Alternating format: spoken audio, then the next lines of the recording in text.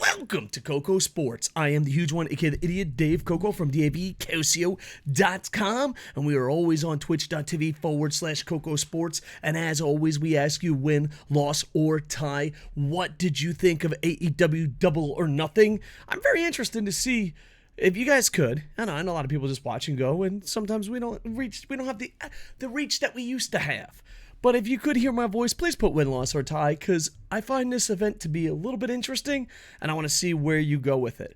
I'm going to give it a win, but like a sports entertainment win. It felt way too sports entertaining for me, and I think slowly but surely they're trying to compete to be WWE, and that's always not a good thing. You know what I mean?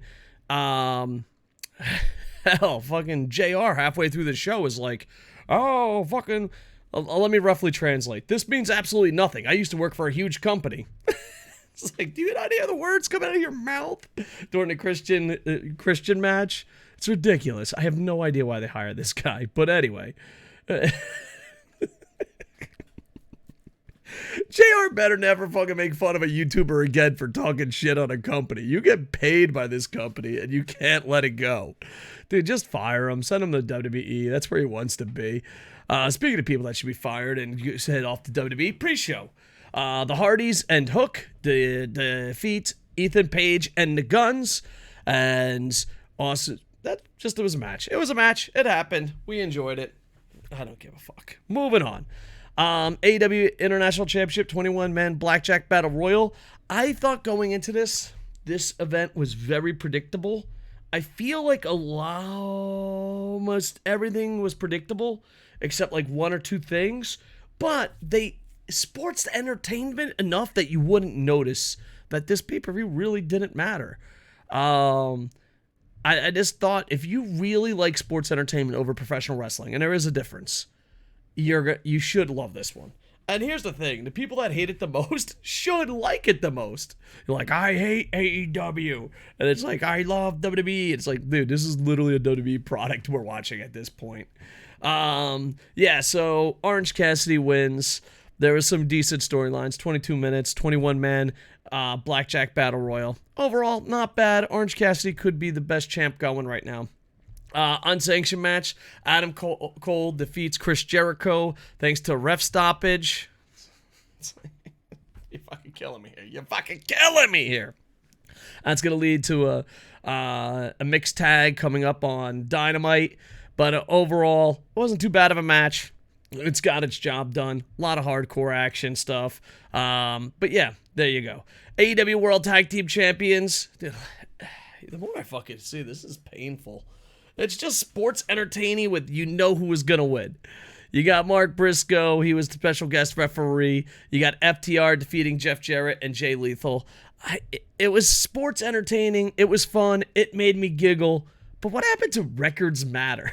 Remember that? Remember that, AEW? Every fucking time, boys, a new company starts and they're like, hey, look, we're different. And it brings all the eyeballs over there. And then there's one fucking dickhead in the meetings. Like, we got to be more like WWE. It happens with New Japan. It happens with AEW. It happens with Impact. It always fucking happens. Oh, Jesus fucking Christ. You know who would be the best competitor against WWE? And I mean this seriously. Vince McMahon. And the reason I say that is because Vince will always book the opposite of what someone else is booking, like the NFL, XFL, I don't know. It just breaks my heart. Did I giggle? Yes. Did I think it was ridiculous? Yes. Wardlow defeats Christian Cage. Arn Anderson bit off the fucking giant dinosaur's thumb. It looked amazing and stupid. The whole time, here's the thing. If AEW is supposed to entertain and make you giggle, it does its job. But then why does it need to exist? We have a company that's supposed to entertain us and make us giggle. Are we just gonna try to be more giggly? It's like we're MCUing up everything in the world now. Overall, I thought it was funny. I giggled. Wardlow does defeat Christian Cage. And then you got the AEW Women's Title match. I thought this was the hardest one to predict. And I was like, oh man, and finally, this is a fucking match that's going to be hard to predict. You know what these sons of bitches do? They fucking gimmick it up. I was like, come on. Even in the preview, like, Tony Storm and Jamie Hayter probably had one of the best matches ever. One thing they did do, though, they made Tony Storm's heel turn make a hell of a lot of sense in their video package. So yeah, Tony Storm defeats Jamie Hayter, but it was like a 3-minute match. They were attacked from behind, and there you go. I think Tony Schiavone comes by and says, I'm glad to be part of this company. It's like, I'd rather be nowhere else, because like old man fucking Jim Ross, he better not bitch about any fucking YouTuber complaining about anything again. Literally shit on the fucking AEW product. And I understand, hey, I understand. I don't understand if you love your product and you shit on it. I don't understand that part of the fans. But I definitely don't understand being an employee. Like, people all the time are like, oh, you shit on stuff you love. I'm like, yeah, because I review. It's my honest opinion. Here you go. If someone fucking paid me, I'd be like, hey, guys, I'm getting fucking paid by fucking ABC. I better put that shit over. But no. There you go. Then you got the trios match. You had the House of Black. They did a mystery team. The mystery team was The Acclaim and Daddy Ass.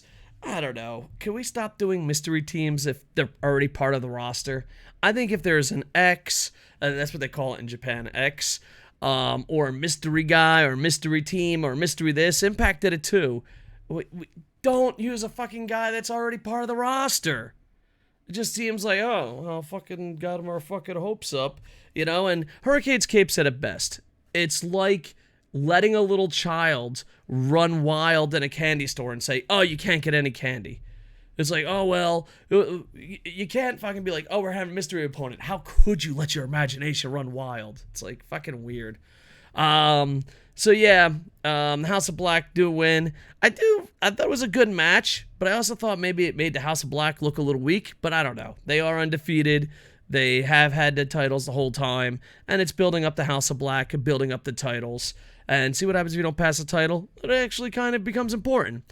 TBS Championship match, you got Taya Valkyrie versus Jade Cargill. Both of them had tremendous openings to come in. It looked very Vegas style, very entertaining. Like I said, it's sports entertainment. This is Apollo. This is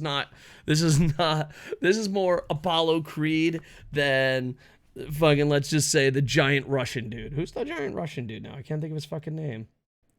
Bear. Who's the giant Russian in Rocky IV? Drago. Thank you. Yeah. Fucking, we're expecting Drago, and they're doing Apollo Creed type entrances. So overall, it was pretty amazing. Jade goes 60-0. I'm a big fan of hers. I'm a big fan of long undefeated streaks with the title and being a heel. I just love it. It makes the title seem important. It makes them seem important. And they're running their mouth and like, we'll challenge anyone, anywhere. So Chris Statlander comes out. The one little thing is, I like this little detail. Jade was ready to fight. I thought that was a cool little detail. But 48 seconds later, we have a new champion. It's the first time ever we have a second champion. I kind of liked it. It was a pop. It was an excitement. But at the same time, it's like, you could have done that at a different time. But hey, either way, I don't know. I have mixed emotions about it. But to be honest, this is probably the most exciting match of the night, because the rest were just predictable and sports entertaining as fuck. Speaking of the most predictable thing, I have no idea. Can I just say something? Bring it in, boys. Bring it in. Sit down. Did anyone think MJF wasn't going to win the fucking match? I had people in my fucking Twitch chat go, do you think MJF's... Yeah, MJF's going to win. Fucking, are you insane? Why wouldn't he fucking win? I had no fucking doubt in my mind he was going to win. This match went for a really long time. It was 27 minutes and 50 seconds, and you felt every 27 minute and 50 seconds of it. It was rough, and not only that, but it just shows that MJF isn't that important. The championship ain't that important, and this is what something WWE does. This is something that AEW does. This is something that Impact does. This is something that New Japan does. This is something new generation companies do. Ric Flair and other legends and greats, the champion always goes on last. And if the champion doesn't go on last, then you don't have a champion.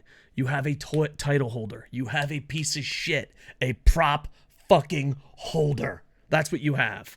So you have MJF finally having his third match, defeats Darby Allin, Jungle Boy, Jack Perry, Sammy Guevara, and Mello announced they're having a baby. So it wasn't too bad. It was about 28 minutes long. I'm being kind. It was pretty fucking long. It was just fucking long. The good thing is, if they cut this match up right, Darby Allin, Jack Perry, and Sammy G all have a moment where they could have won but didn't. So good luck AEW editing team getting a story out of that fucking match. It's there. Good luck. But yeah, MJF wins, and it just proves that Kenny is the whole fucking company, and I believe that in my heart. I love AEW. It's probably my favorite North American company, even though I only watch WWF pay-per-views and they do a pretty good job. Impact at times does a pretty good job. So it's close. It's really close, but they're probably my favorite North American company. And yeah, I don't know. I just feel like if Kenny was gone, I would fucking literally stop watching. Like, the second Kenny's gone, Kenny's like, I'm headed to the Royal Rumble. All right, it's one less show I gotta watch.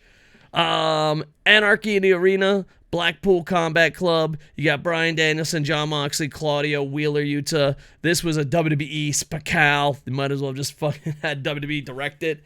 They go against the Elite, Kenny Omega, Young Bucks, Hangman, Adam Page. There is music, there is cuts, it is fucking wild, and it's literally sports entertainment. The records are gonna matter. No one ever sticks to their guns in this goddamn business, do they? But yeah, they go all over the place. There's fireworks on feet. There's barbed water behind coins. They do pile drivers onto trucks. It's not that bad. I mean, overall, they do. So it looks like the Elite is going to win. They got an advantage. Takeshita comes out, and the Ace of DDT goes and joins Blackpool Combat Club. And if you listen closely, there's an Ibushi chant. So hopefully we get Ibushi. I thought Ibushi appearing would save this pay-per-view, but there was some Ibushi signs, some Kota signs. There was some, an Ibushi chant. And going into the show, I was like, all right, it's predictable as fuck. It was entertaining and funny and cute, but it's not what the original AEW was about. They weren't supposed to be funny and cute. That was supposed to be the other company. But yeah, it was wild, out of control, and there you go. So Takeshita attacks Omega, and overall, I give it a win with a huge warning. It is sports entertainment cheese throughout. Like, if you're expected to see a 5-star banger from, Bryan Danielson and Kenny Omega, it ain't fucking happening. It ain't fucking happening. This is from top to bottom, wackety-doo sports entertainment. The records don't matter. The titles don't matter. And I don't know. It depends what you're looking for. That's the thing. If you're looking for sports entertainment wackiness, this is fucking right up your fucking alley. But if you're actually looking for legit pro wrestling, which they kind of falsely advertised it as, or at least switched it through time, then no, it's definitely skippable. I mean, I guess fun is the best way to describe it. It's fun. It's like, all right. But honestly, if you read the results, you would just be in the same boat as if you didn't if you watched the whole pay-per-view. I'm giving it a sports entertainment win, a pro wrestling tie, maybe loss. So there you go. Yeah, so it would be interesting. I think Ibushi, if they got Ibushi under contract, he definitely should have showed up tonight. I thought that would have gave us some hope. But yeah, it's going to be interesting where it goes. I know this pay-per-view was just sandwiched. I feel WWE Impact, I feel like WWE with Night of Champions, Impact with Under Siege, AEW with Double or Nothing, and next weekend, New Japan with Dominion. I honestly feel like they fucking forgot they had pay-per-views. If every single of those major companies said, oh, we forgot we even had these pay-per-views, it would not fucking shock me. It just seems unprepared, predictable, and on top of it being unprepared and predictable, every company's like, wait till the next pay-per-view. So it was like a weekend jammed of 20 pay-per-views that honestly didn't need to exist. They just didn't fucking need to exist. These pay-per-views didn't need to exist. So overall, sports entertainment win. I may be a tie. It really just depends on your style of pro wrestling. If you enjoyed it, you probably are more of a sports entertainment fan. If you didn't enjoy it, you're probably more of a pro wrestling fan. Or you're just one of those guys that, I love corporations, yeah, yeah, yeah. I rub my nipples to my favorite corporation. I stand for nothing. You're either one of those fans. Don't be those fans. Don't ever be those fans. If you ever find yourself being one of those fans, stop. Stop. Just stop. You're not an employee. You don't have to fucking care that much, man. And if you do care that much and you love your company, then don't fucking shit on other companies. But you can't help it, can you? You got nothing going for you. It's okay. Bring it in for a hug. Bring it in for a hug. Double or Nothing is in the books. What did you think about it? Give it a win, loss, or tie. Check me out on twitch.tv/KocoSports. I haven't been not feeling 100% lately, so hopefully I'll be back June 1st. We're KocoSports on Twitch, Twitter, TikTok, Instagram, Facebook, and the mean streets of Yokohama. With that, I am over. Hey,